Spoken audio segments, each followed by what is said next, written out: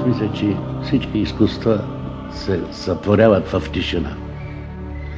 А изобразителното изкуство, според мен, трябва да се наблюдава в тишина. Да се открият, да усетиш мислите на този художник, как е навлязал в темата, как го изразил и какво въздействие. Защото в една живописна картина най-важното е да се създаде диалог между зрителя и самия художник.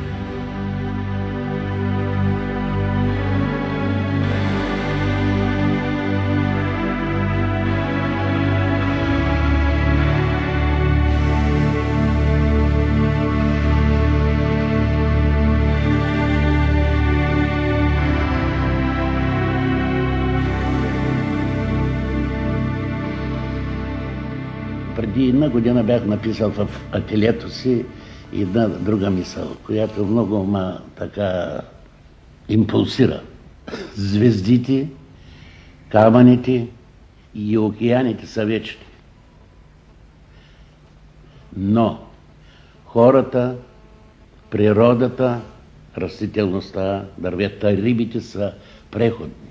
Когато рисуваш хора, риби и растения, мисли за звездите, за океаните и камъните, за да може онова, което рисуваш, да преживее в вечността.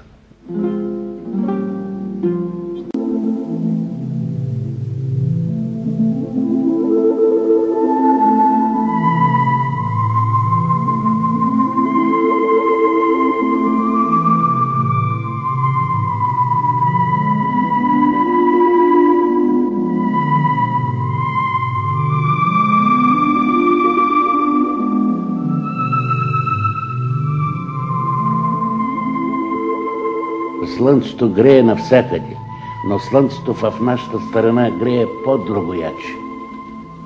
То е чисто, обещаващо и обнадеждащо. То е слънцето, което видях за пръв път в моя живот.